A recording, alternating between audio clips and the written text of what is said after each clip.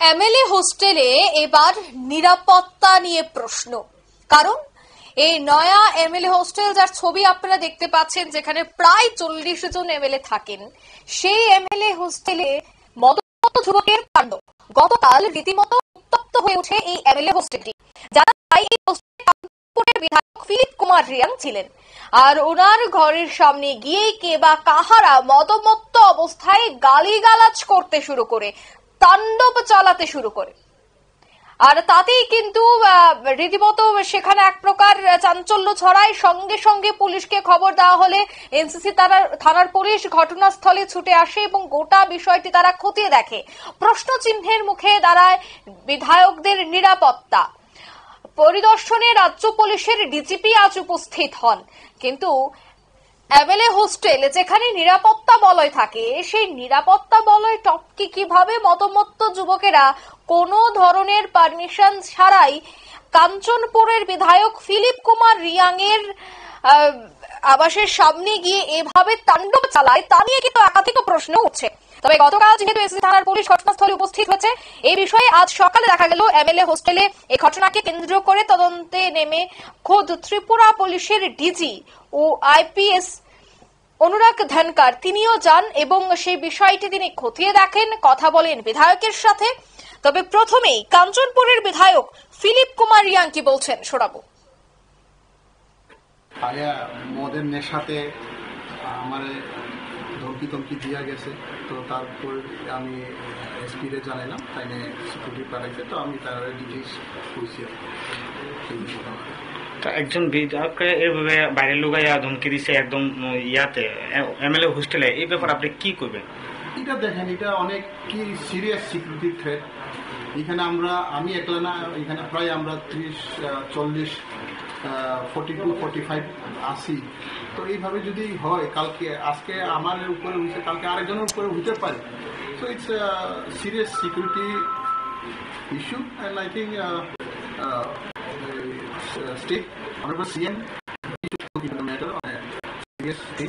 কারণ আজকে যদি এইভাবে হয়, কালকে হতে পারে। তো এটা it's a very security lapse. আমি কই এটা অনেক সিরিয়াস ইস্যু।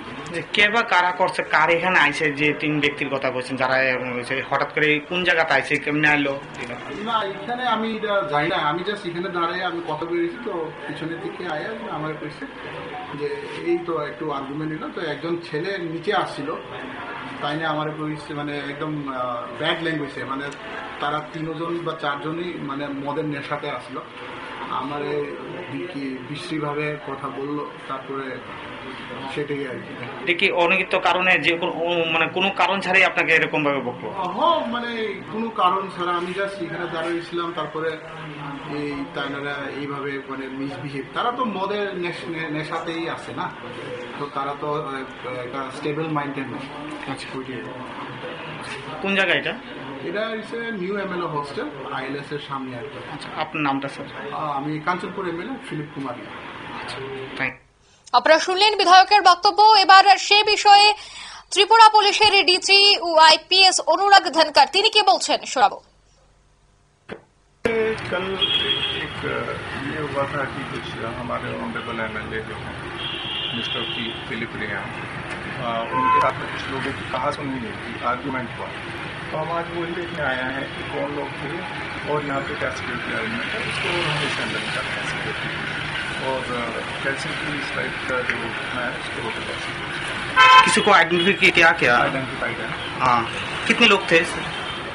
3 लोग थे, 2 या 3 लोग थे, और वो यहाँ पे गए थे, किसी के गैस बनते गए थे, तो उनको वहाँ गए।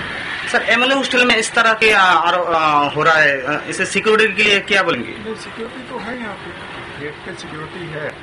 अगर आर्गूमेंट कुछ लोगों का हुआ, 2-3 लोगों का आर्गूमेंट हुआ ऑनरेबल एमएलए, और इसीलिए हम आज आए हैं कि कौन लोग थे, कैसे थे, और इसमें इन्वेस्टिगेशन चल रही है। और इसके साथ साथ में हमने बात भी की है कि हम कैसे इसको जो है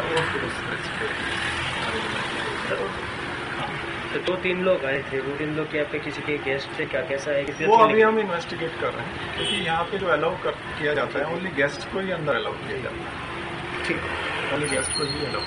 सर, शाम को देखा जाए तो शाम के बाद देखा थी रास्ते में बहुत जगह पे ऐसे वो लोग बैठे रहते हैं, रास्ता ब्लॉक करके भी बैठे रहते हैं, चलने में भी बहुत दिक्कत होता है। नहीं, वो हम देख रहे हैं ओवरऑल सिक्योरिटी जो हम देख रहे हैं, आसपास की पूरी सिक्योरिटी व्यवस्था जो है इसको भी देख रहे हैं।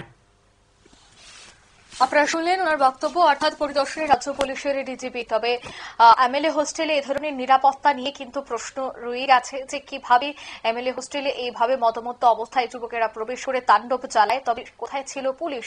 এবং নিউ এমএলএ হোস্টেল যাকে কেন্দ্র করে নিরাপত্তা নিয়ে একাধিক প্রশ্ন। এখন দেখার বিষয় যে 3 জনের বিরুদ্ধে অভিযোগ রয়েছে, তাদেরকে চিহ্নিত করে গ্রেফতার করা সম্ভব হয় কিনা। নিয়ে নিচ্ছি ছোট্ট একটি বিজ্ঞাপন বিরতি, সঙ্গে থাকুন।